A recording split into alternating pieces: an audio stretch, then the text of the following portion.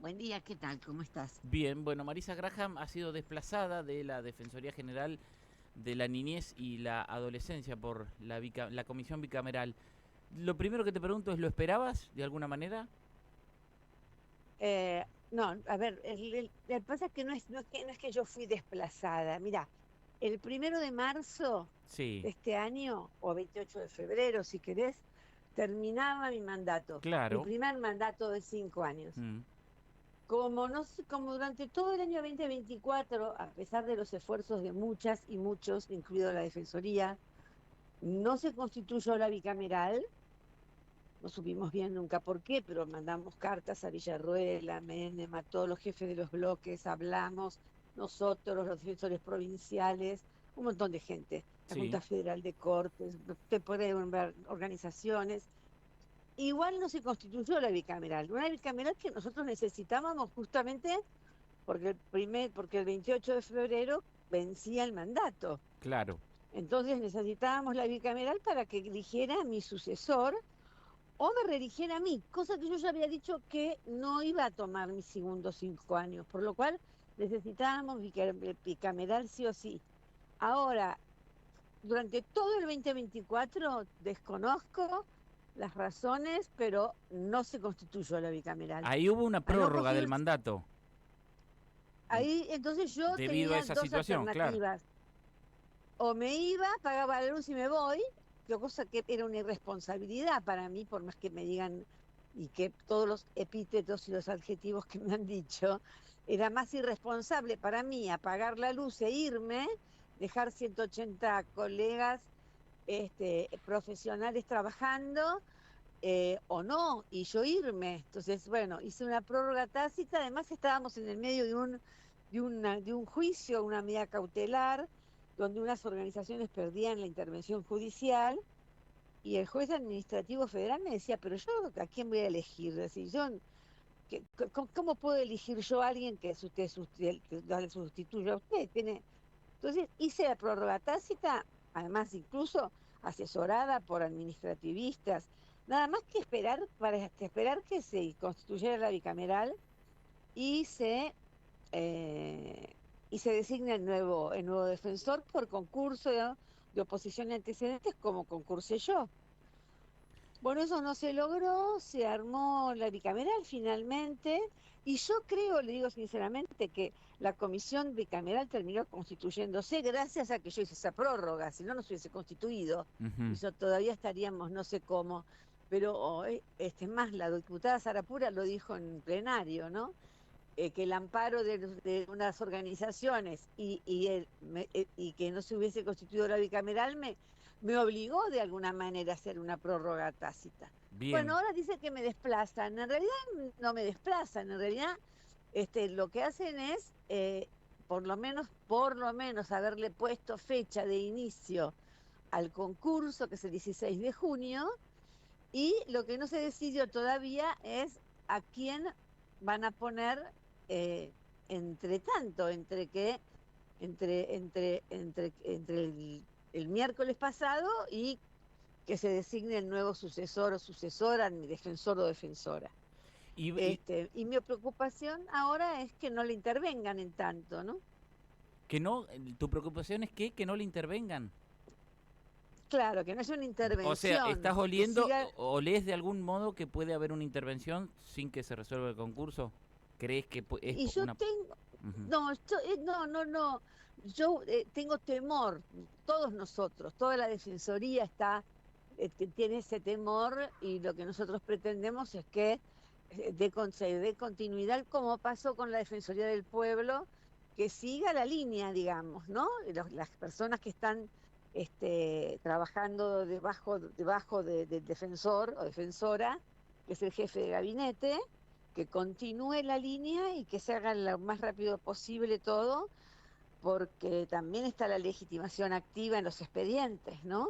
¿Quién las va a seguir adelante? Mientras tanto, el organismo está céfalo. ¿Cuál es tu Ajá. mirada en general de lo que el gobierno nacional pretende para la niñez y la adolescencia y también para la defensoría? Pero independientemente del organismo, ¿cuál es la mirada que tenés de lo que el gobierno está haciendo con la niñez y la adolescencia?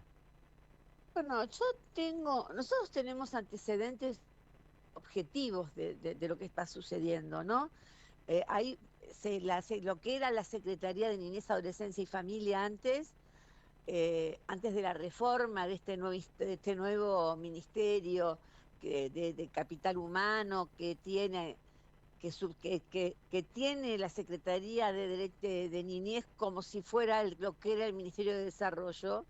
Lo único que yo puedo decirte, y es Vox Populi, lo sabe todo el mundo, es que lo que era antes la CENAF, la Secretaría, hoy quedó reducida a una subsecretaría que tiene muy pocos programas, se echó a mucha gente, se pasó a disponibilidad a mucha gente. No sé, el Consejo Federal en todo este tiempo se reunió una sola vez, que yo creo que el Consejo Federal es lo mejor que tiene la ley 26.061. No, las provincias están un poco desorientadas. Nosotros trabajamos mucho, hablamos mucho, trabajamos permanentemente con los organismos de protección de las provincias, con las secretarías de niñez de las provincias, ¿no? Allí trabajamos mucho en la supervisión de los lugares donde están alojados niños en todo el país. Bueno, los organismos de niñez provinciales están esperando que de alguna manera la Secretaría se rearme, cosa que creo que no va a suceder, está pasando lo contrario. Entonces se referenciaron aún mucho más en la DF, ¿no? Ujú. A mí me parece que, a ver, solo me parece a mí, lo dice el Comité sobre los Derechos del Niño claramente, los fallos de la Corte Interamericana, para que se pueda cumplir con la protección especial que merecen los niños, niñas y adolescentes por el solo hecho de ser niños. El Estado tiene que tener una institucionalidad que pueda cumplir con ese fin, que es velar por el cumplimiento de esos derechos. Alguien que diseñe y ejecute las políticas para que los niños puedan tener una vida y un desarrollo pleno y digno, salud, educación, cuidado, juego, esparcimiento, deporte, bueno, todo lo que hace la vida de los niños y de las niñas, y un organismo de control como era la DF, que además que acompañe, por un lado, y que cumpla con todos los principios de París, que son los principios que de alguna manera rigen los organismos nacionales de derechos humanos, como es la DEFE, ¿no? Ujú. Que tiene fue la función de colaborar con los gobiernos, pero también controlar, monitorear, hacer recomendaciones, conciliaciones, mediaciones, escuchar a los niños, todo lo que hacíamos nosotros,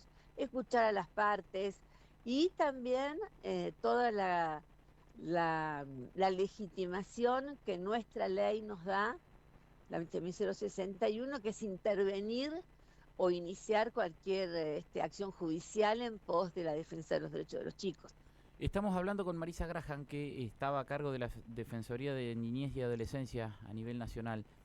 Marisa, en ese balance que estás trazando de alguna manera de la conducción que tuvieron, te pido que lo reafirmes al balance, en todo caso si quedó algo por señalar, pero también te pido que hagas alguna Sí, autocrítica, sobre todo vinculado con esto de que ha estado difícil instalar el discurso socialmente o en algunas porciones de la comunidad, la niñez y demás. Bueno, este gobierno o algunos actores de este gobierno, de esta línea política, se empeñan en vincular muchas cuestiones que tienen que ver con derechos y acciones en favor de la niñez como si fueran curro, chanteríos y etcétera. Es el discurso tradicional de este gobierno, no es ninguna novedad lo que no, digo. yo la verdad que si yo tuviese que hacer una autocrítica de lo que hizo la Defensoría en sus primeros 5 años, la verdad que lo que podría decir es que es el tiempo que nos faltó para hacer. Nosotros nacemos con la pandemia. La Defensoría de los Derechos de los Niños existía en la ley desde el año 2005, pero recién se puso en marcha el 28 de febrero del 2020, con la primera defensora elegida por concurso, que fui yo, junto con el defensor adjunto Facundo Hernández. Ujú. Bueno, nos desarrollamos todo el primer año en pandemia, lo que significó incluso que muchos colegas y personas que pertenecían a la misma dirección que nosotros constituimos, etcétera, profesionales que van desde abogados hasta antropólogas, se conocieran personalmente un año o un año y medio después. Eh, yo creo que, a ver, yo te voy a decir una cosa general. Eh, Trabajar con niños, niñas y adolescentes es muy complejo porque es una parte de la sociedad que siempre está muy invisibilizada. Y cuando se visibiliza es o porque alguno cometió algún delito grave y que aparece en televisión infinita cantidad de veces, o un niño desaparece como Loan, que por ejemplo nosotros seguimos trabajando por el caso de Loan, pero la mayoría de la sociedad lo tuvo 10 días, 15 días, todos los días en los medios de comunicación y luego desapareció, digamos. Vino otra noticia más importante y Loan sigue sin aparecer, digamos. Entonces, me parece que eso ha sucedido siempre y hay etapas donde se ha logrado visibilizar más a los niños y los problemas de los niños y otros momentos donde los niños desaparecen, digamos, de la escena social, política, como Mm, sector de la sociedad. sí. Mira, yo te voy a dar un ejemplo clarísimo, que además a mí no deja de llamarme la atención cada vez que lo cuento. Cuando vino la cuarentena, muchos medios, como ustedes, me llamaban por teléfono y me decían, doctora, que aquí los adultos, los argentinos tenemos que quedarnos adentro, no podemos salir más de casa. ¿Y qué hacemos con los chicos, con nuestros hijos? Y yo decía, ¿qué va a hacer con los hijos? Son parte de la población, son parte de los argentinas y argentinos, se tienen que quedar con usted en su casa. Vamos, que la pregunta era cómo la, la población hace cuarentena, los niños como si fueran, y las niñas, Otra como cosa. si fueran Claro. algo raro y aparte, ¿qué tienen que hacer? Y después sucedió todo lo contrario. No sé si te acuerdan que hubo un momento donde se miraba a los niños como súper contagiadores.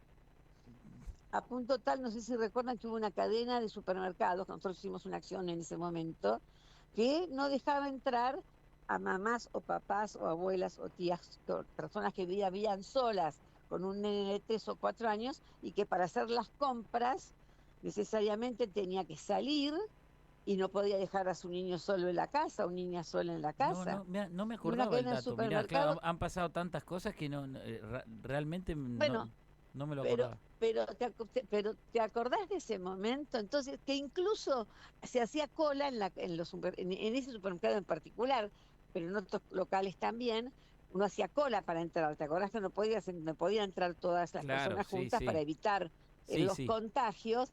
Y como los niños aparecían como ojo que los chicos, cosa que era totalmente falsa, que los niños contagian más que los adultos que estaban en la cola también rechazaban a la mamá con ese nene o con esa nena. Entonces, eh, los niños y las niñas siempre fueron un sector particularmente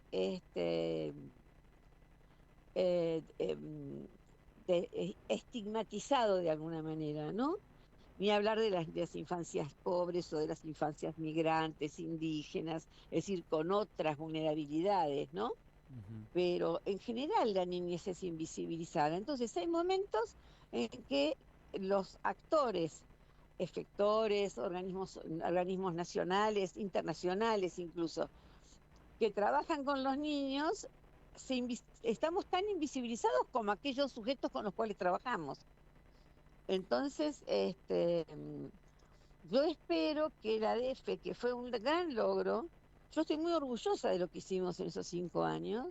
Es cierto que hicimos muchos amparos contra este gobierno y contra el gobierno anterior también, no es solamente contra este gobierno. Ujú.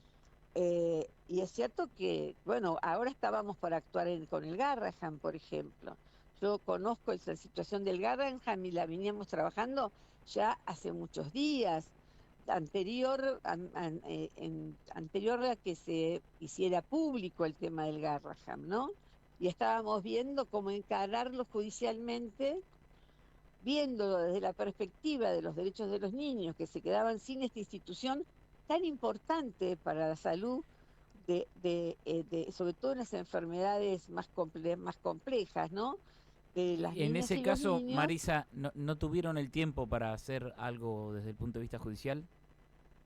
No, estábamos empezándolo porque también tampoco queríamos mezclarnos porque no nos corresponde con el tema salarial. Ujú. Aunque tenga una relación directa, nosotros no podemos defender, un amparo por el salario de los médicos o de los residentes.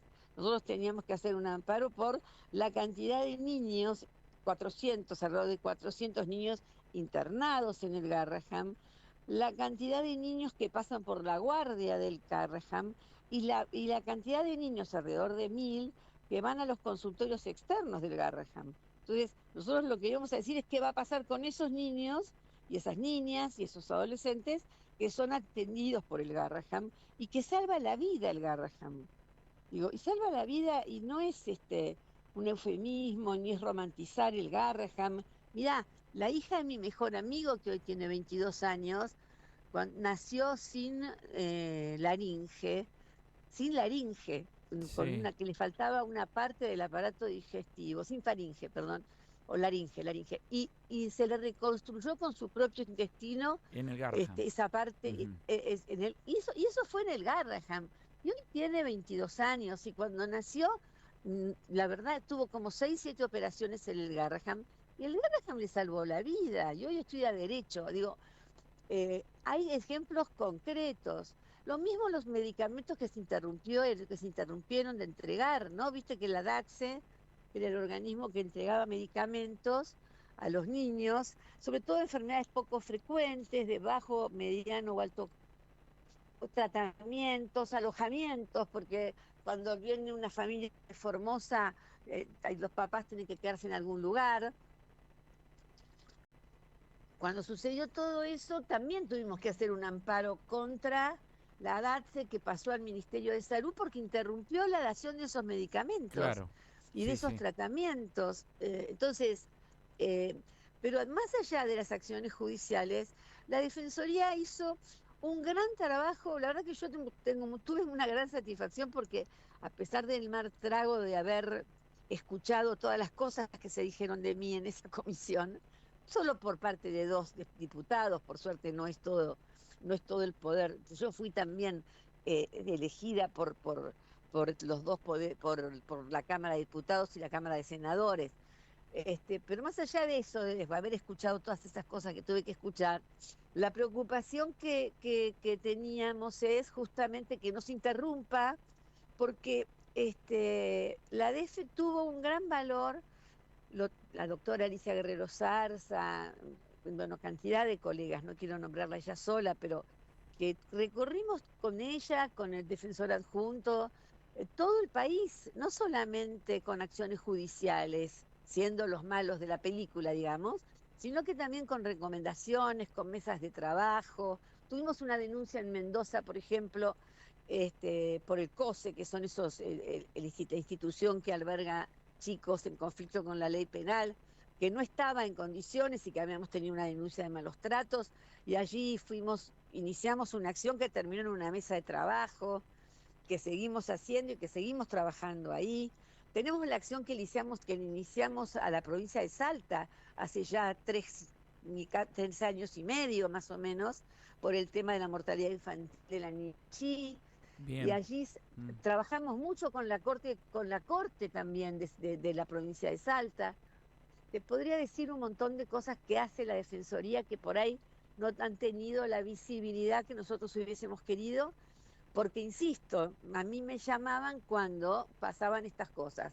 O un pibe cometía algún delito, y entonces aparece en la tele mucho, Sí, o en claro. el caso Loa, no, Mm.